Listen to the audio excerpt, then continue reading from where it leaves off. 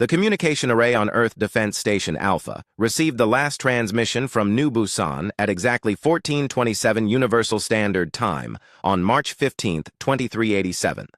Admiral Kang Dae-ho was reviewing supply reports when his aide burst through the door with a face white as snow. The young officer could barely speak as he handed over the emergency recording device. Park Hye-jin had been the governor of New Busan for 12 years. She was known across the colonies as a woman who never panicked, never lost her composure, and always found solutions to impossible problems. Her voice on the recording was something Admiral Kang had never heard before, pure terror mixed with disbelief. The transmission crackled with static and interference, but her words came through clearly enough to freeze the blood in his veins. This is Governor Park Hye-jin of New Busan Colony to Earth Defense Command. We are under attack by unknown forces. Repeat. We are under attack. The enemy ships appeared without warning from hyperspace at 14:20 local time. They are firing on civilian targets first. I repeat, they are targeting civilians first. The orbital defense platforms are gone. The shipping yards are burning. They are not responding to any communication attempts on any frequency. The recording continued with the sounds of explosions growing closer. Park Hye-jin's breathing became more rapid as she tried to maintain her report. The enemy vessels are unlike anything in our databases. Hull configuration suggests non-human origin. Weapons technology appears to be plasma-based with yields far exceeding our defensive capabilities. Estimated fleet strength is 200 vessels of various sizes. The largest ship is approximately 3 kilometers in length. Admiral Kang found himself gripping the edges of his desk as the transmission became more chaotic. He could hear shouting in the background, the wail of emergency sirens, and the distinct sound of energy weapons striking nearby structures. Park Hye-jin's voice became strained as she continued her duty even as death approached her doorstep. Colony population is 2.3 million souls. Evacuation protocols are in effect, but the enemy is systematically destroying transport hubs and escape routes. This appears to be a deliberate extermination operation rather than a military conquest. I am declaring a Code Black emergency under Colonial Defense Statute. 77 Alpha. Earth Defense Command, you must warn the other colonies. These aliens, whoever they are not here to talk. The sound of an explosion much closer than the others made the recording device skip. When it resumed, Park Hye-jin's voice was barely audible over the chaos surrounding her. They are broadcasting something now. It is in their own language, but our computers are attempting translation. The preliminary results suggest they are identifying themselves as the Vorlak Empire. They claim this world now belongs to them by right of strength. Admiral Kang, if you receive this message, you must tell Earth that these creatures showed no mercy to children, no mercy to the elderly, no mercy to anyone. The final portion of the recording was almost unbearable to hear. The sound of the governor's office being breached was followed by weapons fire and screaming. Park Hye-jin's voice came through one last time, defiant even in her final moments. Long live humanity. Long live Earth. Make them pay for what they have done here today. The transmission ended with the harsh sound of alien voices, speaking in a guttural language that no human had ever heard before. Admiral Kang sat in silence for several minutes after the recording finished. His aide stood at attention, waiting for orders that seemed impossible to give. How does one respond to news that an entire human world has been attacked by unknown aliens? How does one process the reality that over 2 million human beings may have just been murdered by creatures? From the stars, the Admiral's first action was to dispatch the fastest ship in the fleet to New Busan.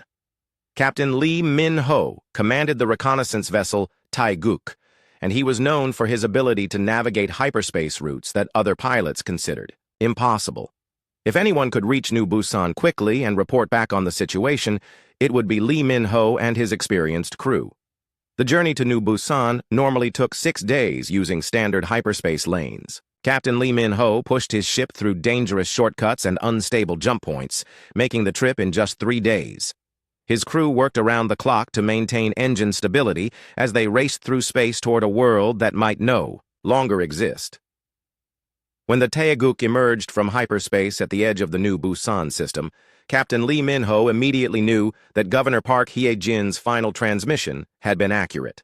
The orbital defense platforms that should have challenged his approach were nowhere to be seen. The busy shipping lanes that normally filled the space around New Busan with commercial traffic were completely empty.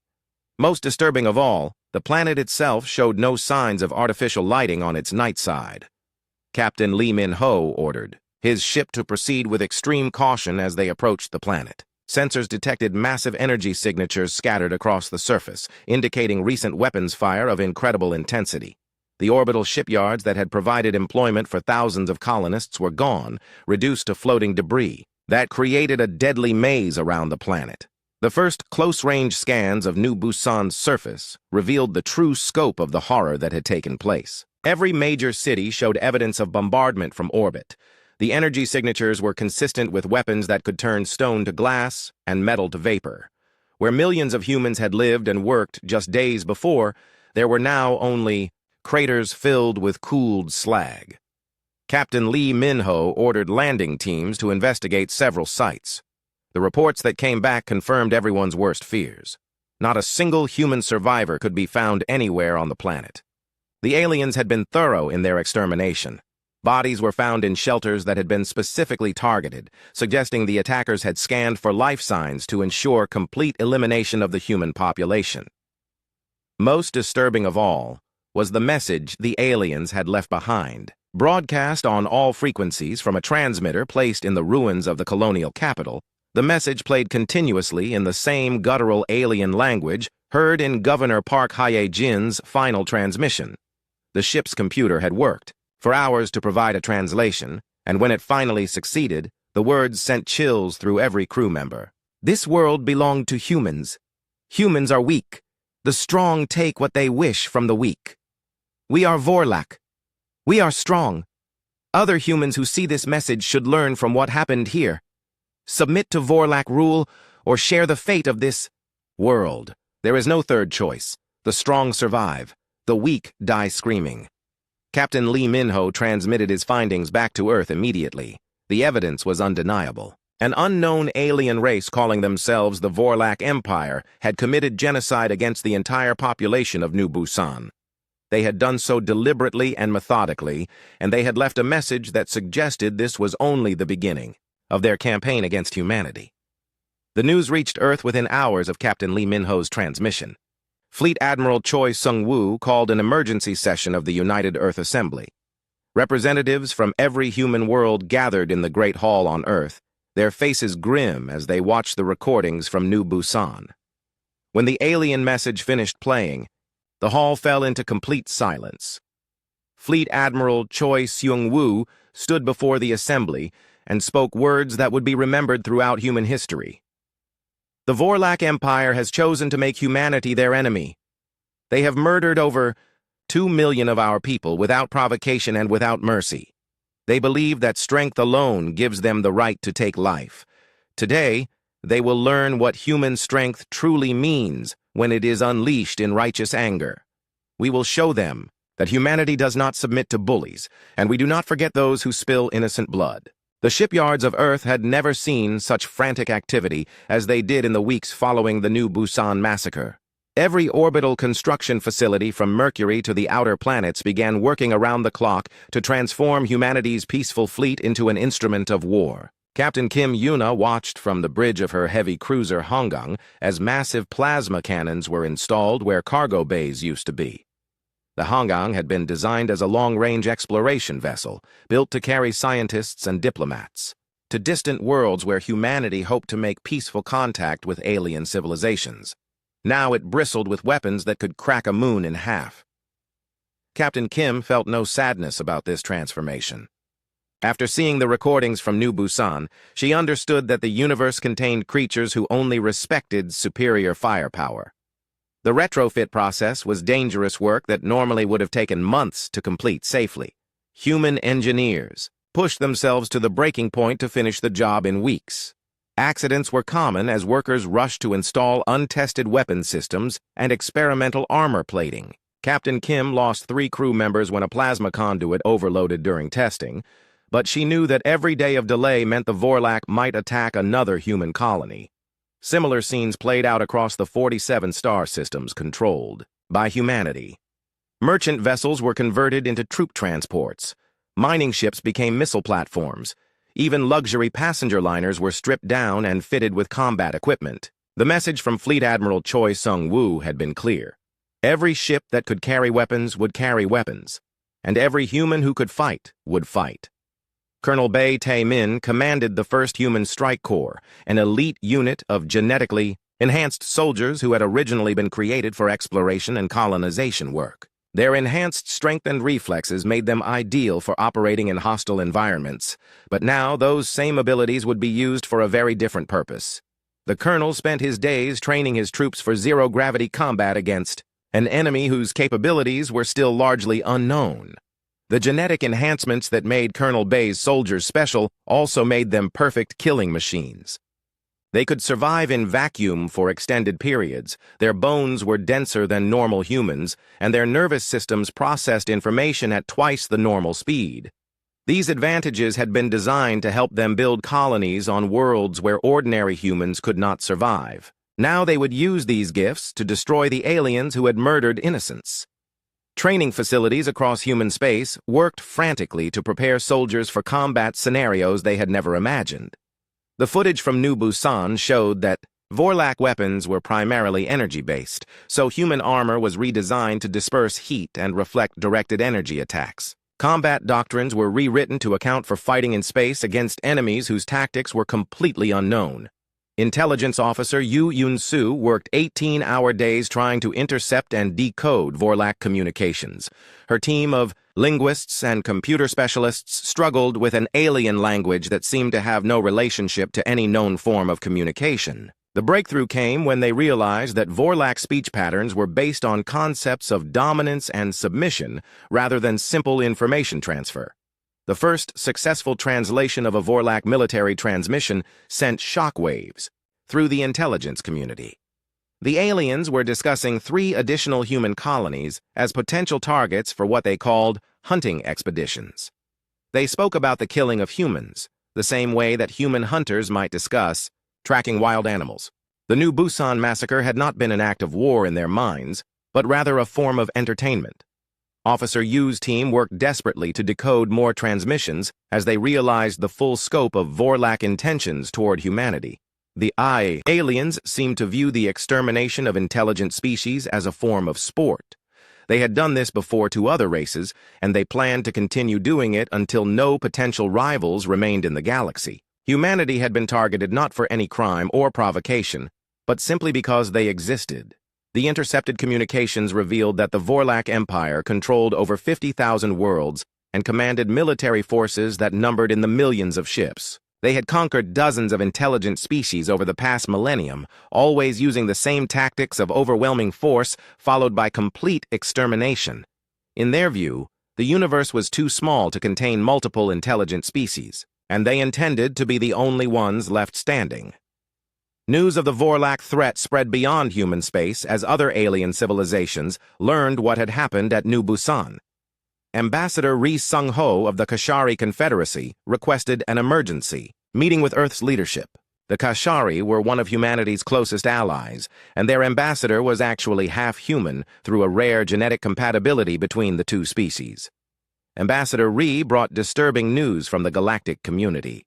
The Vorlak Empire was known and feared throughout the galaxy, but no single civilization had ever been strong enough to oppose them effectively. Previous attempts at alliance against the Vorlak had failed when member species were eliminated one by one before they could coordinate their defenses. The ambassador's message was clear. Humanity should consider negotiation rather than military action. Fleet Admiral Choi Sung-woo listened to Ambassador Ri's warnings with the patience of a professional diplomat, but his response left no doubt about humanity's intentions. We appreciate the concern of our Kashari friends, but humans do not negotiate with creatures who commit genocide for entertainment. The Vorlak made their choice when they murdered 2.3 million innocent people. Now they will face the consequences of that choice. The Admiral's words were broadcast across human space and beyond, reaching alien civilizations who had never seen a species openly declare war against the Vorlak Empire. Most assumed that humanity was committing suicide through arrogance and inexperience. They could not imagine that a species with only 47 worlds could pose a serious threat to an empire that spanned 50,000 star systems. As the human war fleet continued to grow, neutral alien observers began to reassess their initial assumptions. The scale of humanity's military mobilization was unprecedented in galactic history. No species had ever assembled 700,000 combat-capable vessels for a single military operation. Even the Vorlak Empire, with all their conquests, had never fielded a fleet of such magnitude. The ships themselves were impressive enough, but it was the humans crewing them that truly caught the attention of galactic intelligence services. Human military doctrine emphasized adaptability and individual initiative in ways that most alien species found difficult to understand. Where other races relied on rigid command structures and predictable tactics, humans trained their officers to improvise and overcome unexpected challenges. Captain Kim Yoon-ah exemplified this human approach to warfare as she worked with her crew to develop new fighting techniques using their retrofitted weapons systems. The plasma cannons installed on the Hangang were more powerful than anything in the human arsenal, but they were also completely untested in combat. Captain Kim's crew ran thousands of simulations and practice drills to master weapons that had never been fired in anger. The diversity of the human fleet was another factor that impressed alien observers. While most species built their warships, according to standardized designs, humanity's rush to militarize had created a fleet composed of hundreds of different ship types. Converted cargo haulers fought alongside purpose-built battleships, creating a tactical flexibility that no enemy could easily predict or counter. Colonel Bay Taemin's enhanced soldiers represented yet another uniquely human advantage. Most alien species were specialized for specific environments and could not adapt quickly to different combat conditions. Humans, with their genetic modifications and intensive training, could fight effectively in space, on planetary surfaces, or inside enemy ships. This versatility would prove crucial in the coming campaign. As the human fleet neared completion of its preparations, intelligence officer Yu Un-soo intercepted communications indicating that the Vorlak were becoming aware of humanity's military buildup.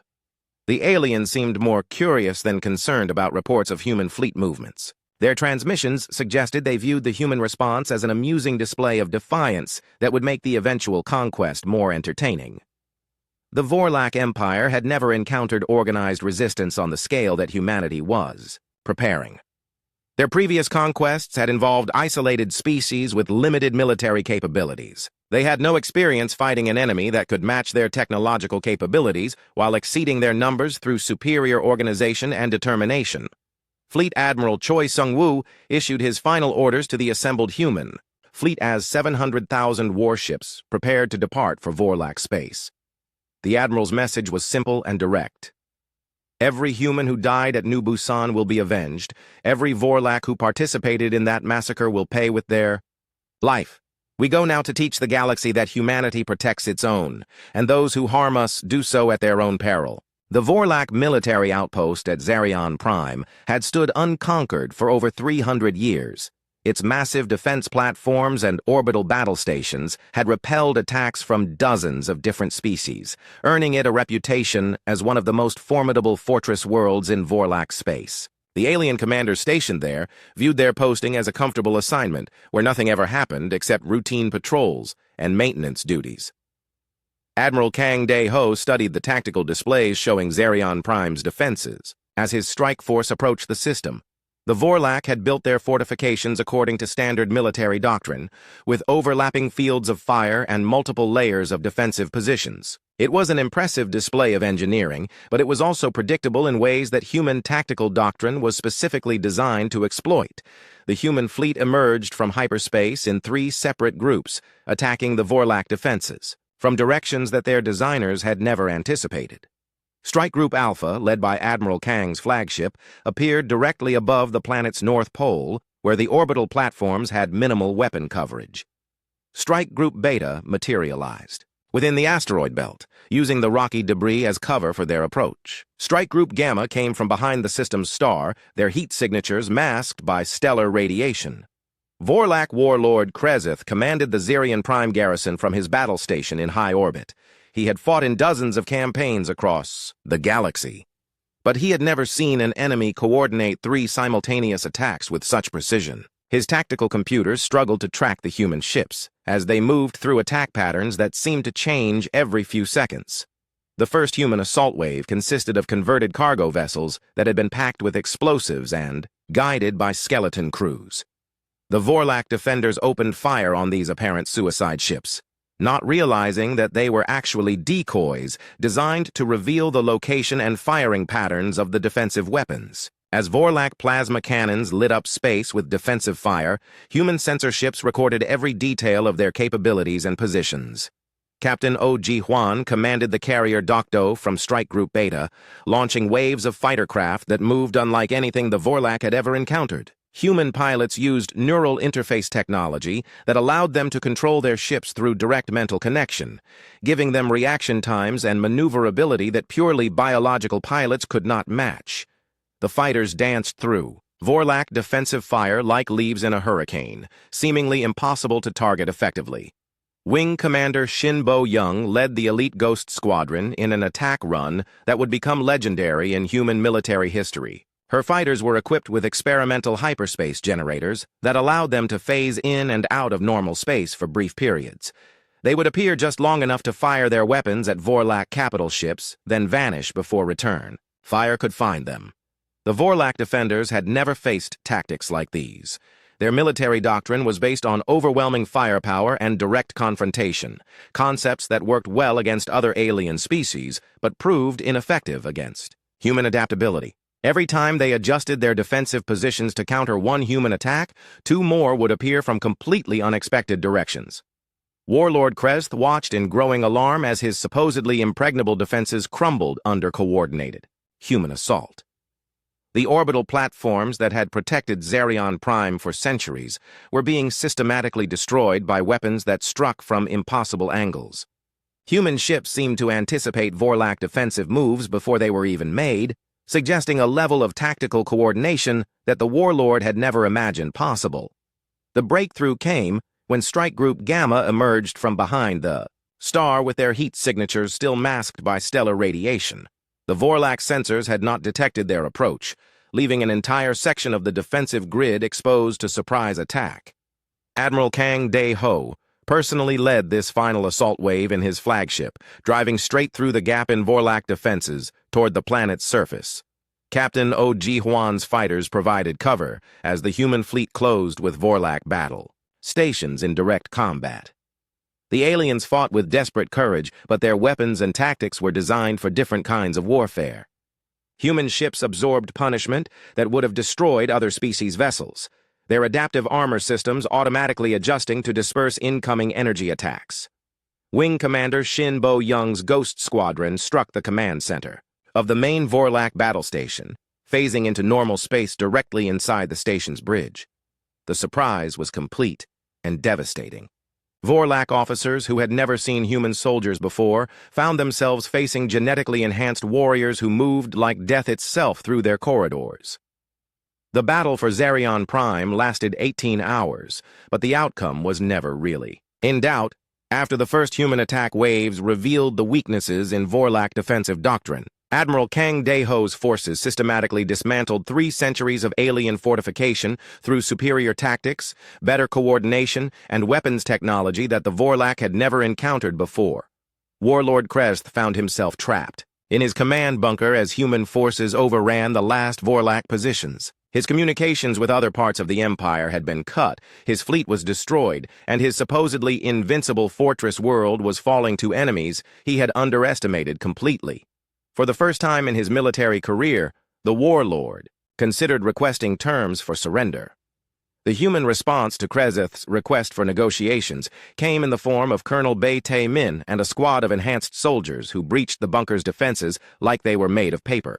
The Colonel's genetic modifications allowed him to survive in the toxic atmosphere that Vorlak preferred, while his enhanced strength made Vorlak body armor irrelevant in close combat. Colonel Bei Tae-min stood over the defeated warlord and delivered humanity's message in perfect Vorlak language, courtesy of intelligence officer Yu Yun-su's translation work. Your people started this war with genocide against innocent civilians. You murdered children and elderly people who had never done you harm. You did this because you believed humans were weak and would not fight back effectively. The colonel's words carried the cold finality of absolute judgment as he continued. You were wrong about human weakness, and now you will pay the price for that mistake. We do not take prisoners from species that commit genocide for entertainment. We do not negotiate with creatures who murder innocents. We finish what you started, and we finish it completely. Warlord Krezeth tried to argue that he had not been present at New Busan, that he bore no personal responsibility for what had happened there. Colonel Bay Taemin's response was swift and final. Every member of your species shares responsibility for the crimes committed in your name. You are all guilty, and you will all pay the same price. The systematic elimination of every Vorlak on Zerion Prime took another 6 hours to complete. Human forces showed no mercy and took no prisoners, methodically hunting down aliens who had spent their lives believing they were the supreme predators of the galaxy. The humans moved through Vorlak positions like avenging angels, bringing death to creatures who had thought themselves untouchable. When the battle ended, Zerion Prime belonged to humanity. The orbital defenses that had protected Vorlak interests for 3 centuries were now scrap metal floating in space. The garrison that had numbered over 50,000 aliens was now nothing but cooling corpses in bunkers that would serve as their tombs. Not a single Vorlak survivor remained to carry news of their defeat back to the Empire. Admiral Kong Dae-ho broadcast a message on all Vorlak military frequencies as his fleet prepared to move to their next target. The message was simple and direct, delivered in flawless Vorlak language. This world was defended by your best soldiers using your strongest fortifications. They are all dead now. We are coming for the rest of you. Prepare accordingly. The news of Zerion Prime's fall sent shockwaves through Vorlak space as commanders who had considered humans to be primitive weaklings suddenly realized they faced an enemy unlike any they had encountered before. The speed and completeness of the human victory suggested capabilities that Vorlak intelligence had completely failed to detect. Captain O.G. Hwan's fighter squadrons had performed flawlessly during the battle, but their success came at a cost. Several pilots had been lost when their neural interfaces overloaded during extended combat operations. The captain made notes for improvements to the interface systems, while remembering the faces of the young men and women who had died to prove that humanity would not be intimidated by alien bullies. Wing Commander Shin Bo-young's Ghost Squadron had achieved complete tactical surprise through their hyperspace phase technology, but the equipment was still experimental and prone to dangerous malfunctions. 3 fighters had been lost when their hyperspace generators failed to bring them back to normal space. The Wing Commander honored their sacrifice while planning modifications that would make the technology safer for future operations. The liberation of Zerion Prime was complete, but Admiral Kang Dae-ho knew it was only the first step in a campaign that would span the entire Vorlak Empire. The industrial heartworld of Morgan had fed the Vorlak war machine for over 1,000 years. Its massive factories churned out weapons and ships that supplied dozens of military campaigns across the galaxy. The world's orbital shipyards were among the largest in Vorlak space, capable of constructing battle fleets that could conquer entire star systems. Admiral Park Jun-seo knew that destroying this world would cripple Vorlak military production for decades to come. The siege of Morgan began differently from the assault on Zerion Prime. Instead of a sudden overwhelming attack, Admiral Park chose to slowly strangle the world's defenses through sustained bombardment and blockade. Human ships formed a complete sphere around the planet, cutting off all supply lines and communications while methodically destroying anything that tried to leave the surface. Captain Kim Yoon-ah's heavy cruiser, Hangang, led the assault on the orbital shipyards that surrounded Morgan like a steel ring. The plasma cannons that had been hastily installed during her ship's retrofit proved devastatingly effective against Vorlak construction facilities. Each shot from the Hangang's main batteries could vaporize structures that had taken years to build and represented centuries of accumulated knowledge. The Vorlak defenders fought with desperate courage, knowing that the loss of Morgan would doom their entire war effort. Shipyard workers abandoned their construction projects to man defensive weapons, while factory supervisors organized civilian militia units from their industrial workforce. The planet's military governor broadcast continuous calls for reinforcement, But no help came from other Vorlak worlds. Colonel Nam Ho Siok commanded the marine assault forces that boarded Vorlak space stations throughout the Morgan system. His enhanced soldiers moved through alien corridors like deadly shadows, their genetic modifications allowing them to survive in environments where normal humans would die within minutes. The colonel's troops showed no mercy to Vorlak defenders, remembering the recordings from New Busan that had motivated humanity's declaration of war. The boarding actions revealed disturbing evidence of Vorlak industrial practices.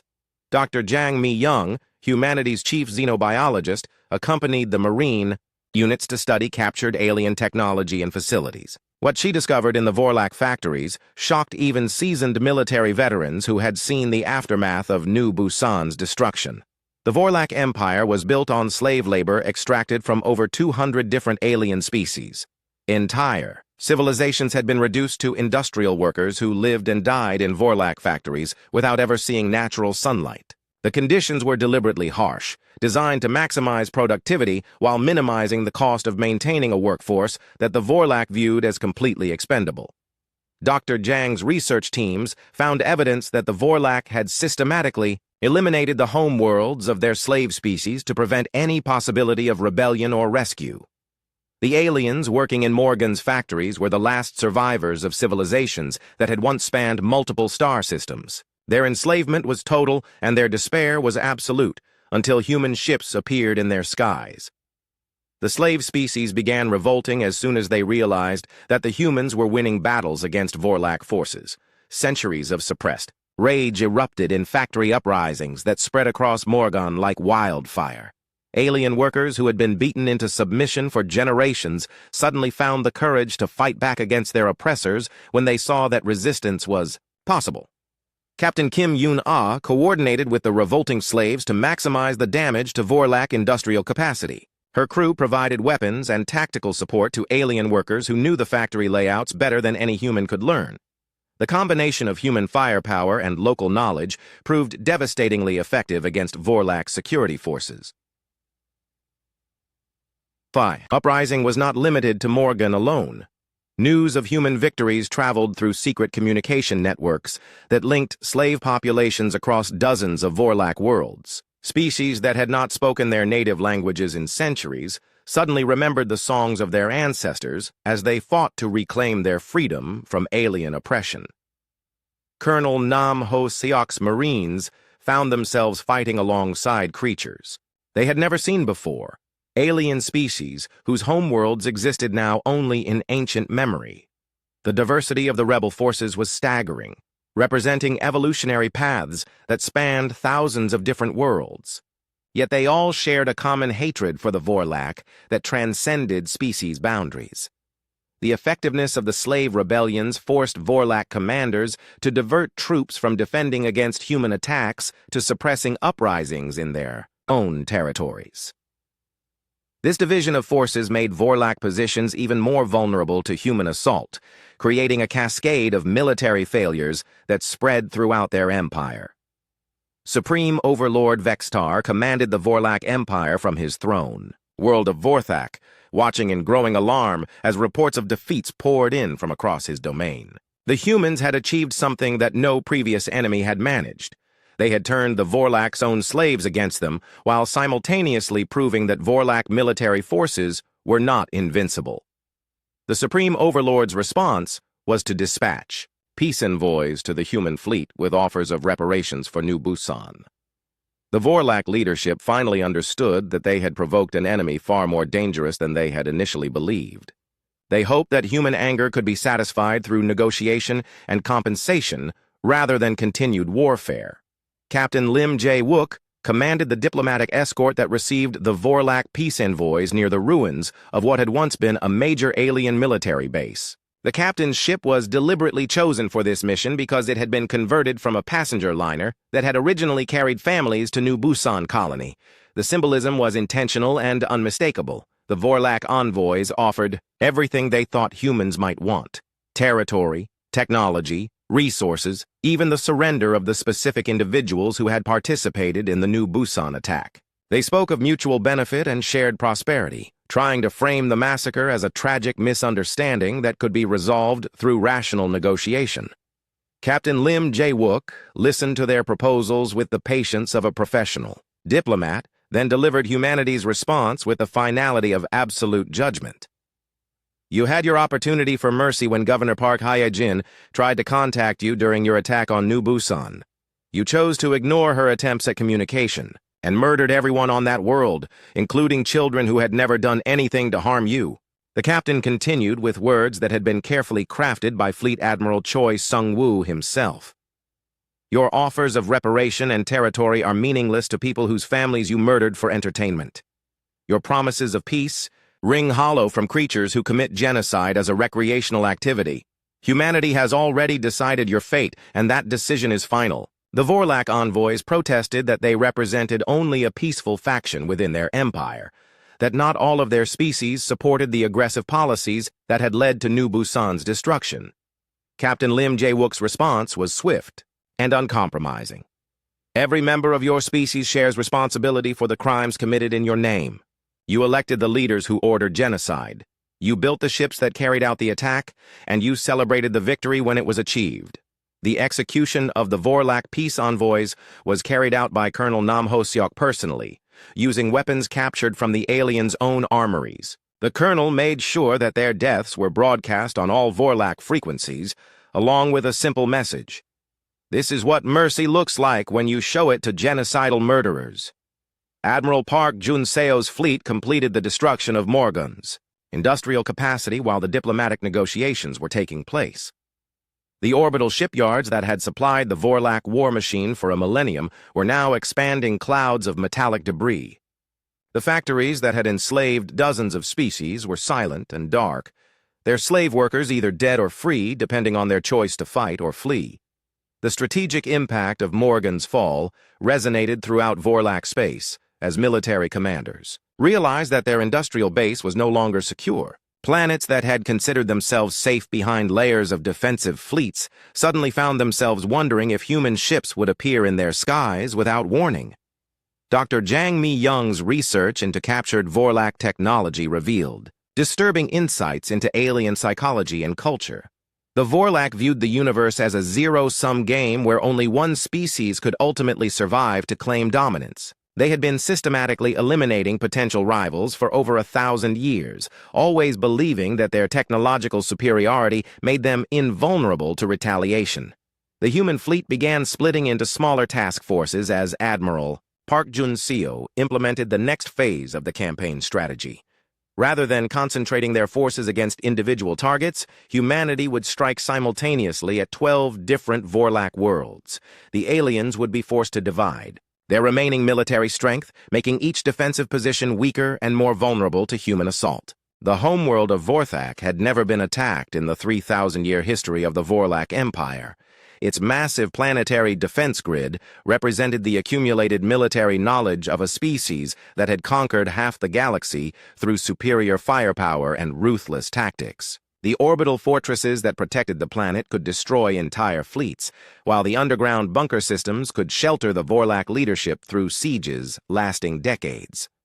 Fleet Admiral Choi Seung-woo stood on the bridge of his flagship as 700,000 human warships emerged from hyperspace in perfect formation around the Vorlak homeworld. The assembled fleet represented every combat-capable vessel that humanity could bring to bear, supported by millions of liberated alien slaves who had volunteered to fight alongside their human liberators. The sight of such a massive armada appearing simultaneously around their most sacred world sent shockwaves through the Vorlak command structure. Never in galactic history had any single species assembled so many warships for a single battle. The defensive positions that had protected Vorthak for millennia suddenly seemed inadequate when faced with an enemy force of such overwhelming magnitude. Supreme Overlord Vextar watched the human fleet deployment from his throne room deep beneath the planet's surface, and finally understood the magnitude of the mistake his species had made. The attack on New Busan had seemed like simple entertainment at the time, a minor conquest against primitives who could offer no meaningful resistance. Now it had brought about the largest military operation in known history. Captain Lee Min-ho commanded the Orbital Bombardment Task Force from the bridge of the reconnaissance ship Taeguk, the same vessel that had first discovered the massacre at New Busan. The captain had requested this assignment personally, wanting to be the one who avenged Governor Park Hye-jin and the 2.3 million colonists who had died under Vorlak weapons. The initial bombardment of Vorthak's defense grid lasted 6 hours and involved every heavy weapon in the human arsenal. Plasma cannons designed to crack asteroids were turned against orbital battle stations that had stood unconquered for centuries. Missile swarms that could level mountain ranges overwhelmed point defense systems that had never faced coordinated assault on such a scale. The Vorlak defenders fought with desperate courage, knowing that their entire civilization depended on holding their homeworld against human attack. Ancient defense platforms that had protected dozens of generations fired their weapons until their power cores melted from sustained operation. Military commanders who had never experienced defeat threw everything they had at human ships that seemed to absorb impossible amounts of punishment.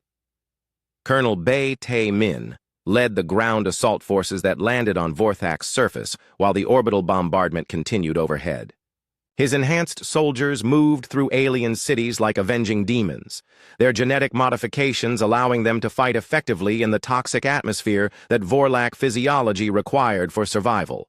The urban combat was brutal and unforgiving, as human marines fought their way through streets designed for alien anatomy. Vorlak civilians had been armed and organized into militia units, but their weapons and tactics were no match for genetically enhanced soldiers who had trained for exactly this kind of warfare. Dr. Jang Mi-young accompanied the assault forces to document the final stages of Vorlak civilization for historical records. Her scientific training allowed her to remain objective even as she witnessed the systematic destruction of an entire species, but she never forgot that these same aliens had shown no mercy to human children at New Busan. The discovery of Vorlak. Historical records revealed the true scope of their crimes against galactic civilization. Over the past millennium, the Vorlak Empire had systematically exterminated over 300 intelligent species, always using the same tactics of overwhelming force followed by complete genocide. Humanity was simply their latest target in a campaign of galactic conquest that had lasted for generations. The evidence chambers beneath Vorthak's capital contained trophies from each extinct civilization, carefully preserved artifacts that represented the final remnants of entire species. Dr. Jang found musical instruments from worlds that no longer existed, scientific texts from civilizations whose knowledge had died with them, and children's toys from species that would never again play in their native sunlight. Captain Kim Yuna's task force eliminated the last Vorlak space-based defenses while ground forces fought their way toward the underground bunkers where the alien leadership had taken refuge. Her heavy cruiser Hanggang had fought in every major battle of the campaign, and now it would participate in the final elimination of the species that had started this war. Wing Commander Shinbo Young's Ghost Squadron provided close air support. For the ground assault, their hyperspace-capable fighters able to appear inside Vorlak defensive positions without warning. The Wing Commander's pilots had perfected their phase technology through months of combat, making them nearly invulnerable to conventional defensive systems. The breakthrough to the deepest bunker levels came when human combat engineers used Vorlak industrial equipment against its creators. Mining charges designed for asteroid excavation were repurposed to collapse the reinforced tunnels that protected the alien command structure. The Vorlak leadership found themselves trapped in chambers that had been designed to be impregnable. Supreme. Overlord Vextar made his final stand in his throne room, surrounded by the last members of his species' military elite. The aliens fought with desperate fury as human soldiers breached their final defensive position, but genetic enhancement and superior training made the outcome inevitable from the moment combat began. Admiral Kang Dae-ho personally led the squad that captured the Vorlak Emperor alive. The Admiral had commanded human forces through every major battle of the campaign, and he wanted to be present when justice was finally delivered for the crimes committed at New Busan and countless other worlds. The interrogation of Supreme Overlord Vextar revealed the cold calculation behind Vorlak policy toward other intelligent species. The aliens genuinely believed that the galaxy was too small to contain multiple civilizations, and they had made it their mission to eliminate all potential rivals before those species could develop into serious threats. Captain Lee Min-ho stood before the defeated alien emperor and began reciting the names of every human colonist who had died at New Busan. The list took over 4 hours to complete, as the captain read each name slowly and clearly to ensure that the alien understood the individual cost of his species' actions. The systematic elimination of the remaining Vorlak population took 3 more days as human forces hunted down aliens, who had hidden in the deepest bunkers and most remote locations. Colonel Bay Taemin's enhanced soldiers showed the same mercy that the Vorlak had shown to human children. Absolutely none whatsoever. Supreme Overlord Vextar's final words were a plea for mercy based on his claim that he had not personally participated in the New Busan attack. Admiral Kang Dae-ho's response was delivered with the cold finality of absolute judgment. Every human who died at New Busan was innocent of any crime against your species. Every Vorlak who dies today shares responsibility for their murder. The execution of the last Vorlak emperor was carried out using weapons captured from his own armories, broadcast on all galactic frequencies to ensure that every intelligent species in the galaxy understood what had happened. The message was clear. Humanity would not tolerate genocide, and those who committed such crimes would face complete destruction in return. The fall of Vorthok marked the end of the Vorlak Empire and the extinction of the species that had terrorized the galaxy for over a millennium. 50,000 worlds that had been ruled by alien tyrants were suddenly free to choose their own destiny. The slave species that had been forced to build Vorlak weapons could finally return to the peaceful development of their own civilizations. Dr. Jang Mi-young's final report on the campaign documented the complete eradication of Vorlak civilization, but also noted the liberation of over 200 previously enslaved species. The destruction of one genocidal empire had freed hundreds of worlds and billions of intelligent beings who could now live without fear of alien oppression. Fleet Admiral Choi Seong-woo addressed the human fleet as they prepared to return to Earth after completing their mission of retribution. "We came here to avenge the innocent dead of New Busan, and we have accomplished that goal completely. Let the galaxy remember that humanity protects those who cannot protect themselves and destroys those who prey upon the innocent." The memorial constructed at New Busan's crater was simple but powerful in its message. The names of every colonist who had died were carved in stone that would endure for millennia, while the inscription at the base read, "They came in peace. They died in terror. They were avenged in full. Here lies the proof that humanity keeps faith with its own." Captain Lee Min-ho placed the final piece of the memorial himself, a small stone taken from the ruins of Supreme Overlord Vextar's throne room. The symbolism was clear to everyone who saw it. The Vorlak Empire had fallen because they had underestimated the strength of human resolve and the price of human blood.